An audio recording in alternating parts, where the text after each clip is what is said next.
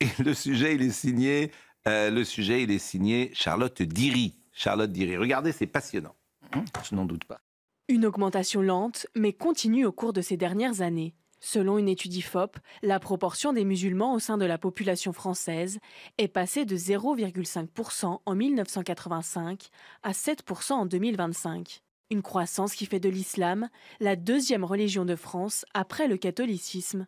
Des musulmans qui affichent un degré de religiosité largement supérieur aux autres religions. 80% d'entre eux se déclarent religieux, contre 48% en moyenne chez les adeptes des autres religions.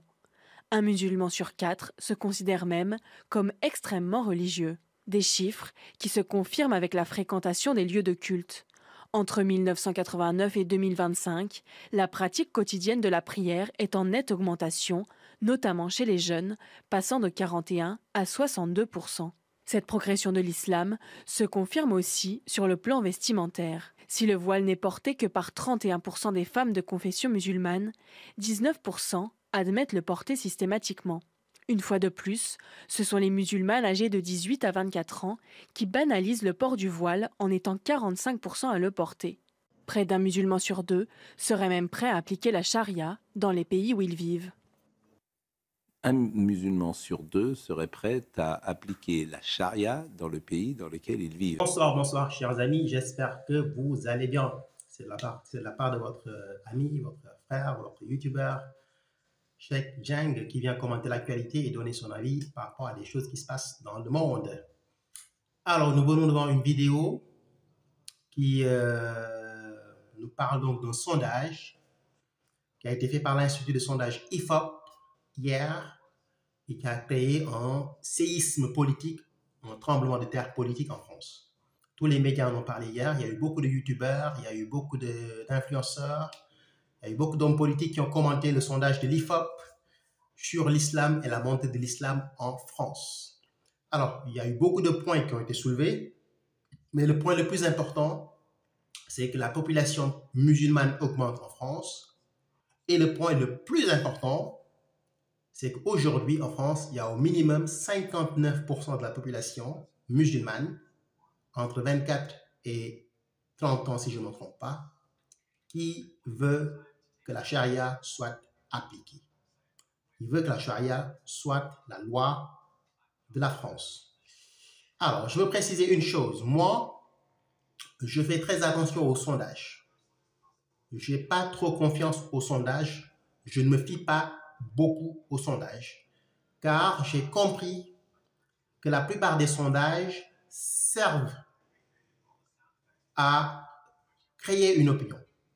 Les sondages, c'est pour créer une opinion. Donc, je ne dis pas que le sondage est vrai ou est faux, mais j'aimerais juste attirer l'attention des musulmans sur un fait. En fait, il y a beaucoup de musulmans qui, depuis hier, sont très en colère, dénoncent ce sondage qu'ils jugent bidon parce que l'échantillon qui a été choisi ne reposait que sur 1000 personnes, alors qu'il y a des millions de Français. Ils ont peut-être leur raison. Moi, je ne suis pas statisticien ni mathématicien pour commenter donc l'échantillon qui a été choisi. Il y a beaucoup de musulmans hier sur Twitter et sur les réseaux sociaux qui dénoncent donc une tentative de la part de la droite, donc les médias de droite, CNews, Europe 1, etc., les médias Bolloré, de créer, de fomenter, de déclencher une guerre civile psychologique qui, plus tard, va mener à une guerre civile militaire sur le terrain, comme c'est le cas au Liban. Donc moi, je ne commande pas le sondage en question. Les données sont là, on les utilise, et je pars du principe que c'est un travail qui a été fait par un institut de sondage qui a été payé par des médias ou un média qui a une idéologie. Et moi, j'ai comme argument principal, c'est que les sondages créent une opinion. Donc, je ne commande pas les sondages.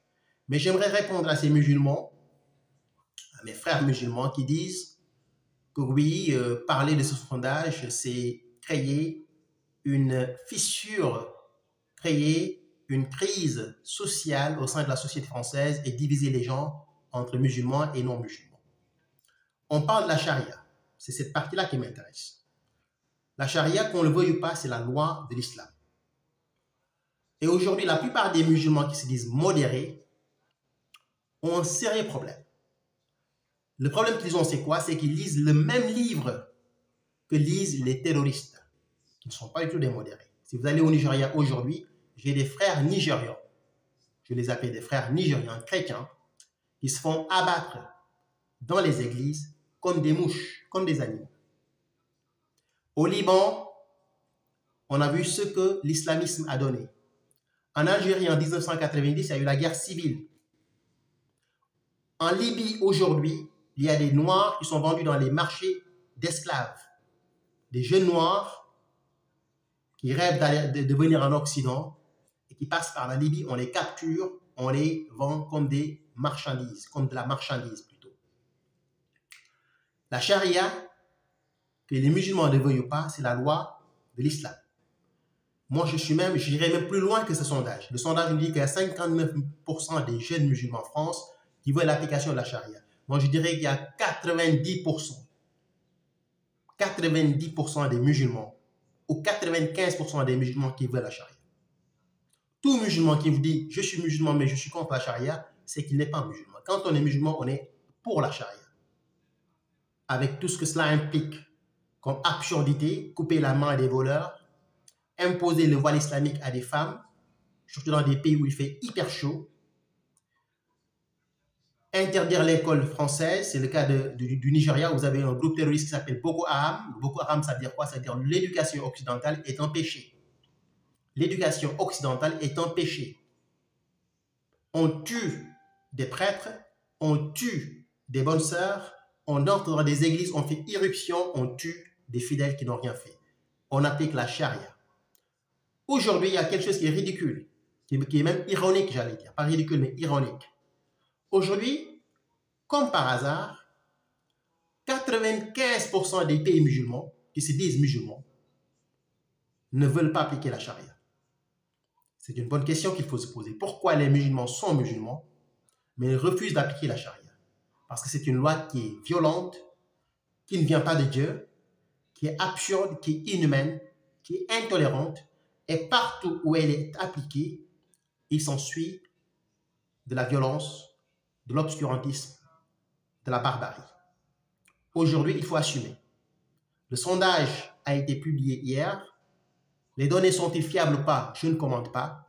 Mais une chose est sûre, c'est qu'aujourd'hui, 95% des musulmans veulent appliquer la charia. Et il faut assumer.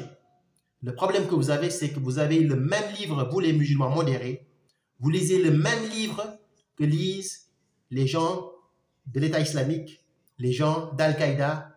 Vous avez le même livre que ceux qui ont, en 2015, tué les innocents au Bataclan en France. Il faudra assumer. J'irai plus loin que le sondage. Au lieu de 59%, moi je dirais que 95% des musulmans veulent appliquer la charia. Dans une société française occidentale qui ne connaît pas la charia, qui juge la charia sauvage, il y a évidemment une question à se poser. Est-ce que l'islam est compatible avec la France, oui ou non? Pour moi, l'islam n'est pas compatible avec l'Occident. Les valeurs islamiques sont à l'opposé, aux antipodes des valeurs occidentales. C'est un débat que j'ai ouvert et j'assume totalement mes propos. Merci et à très bientôt. Au revoir.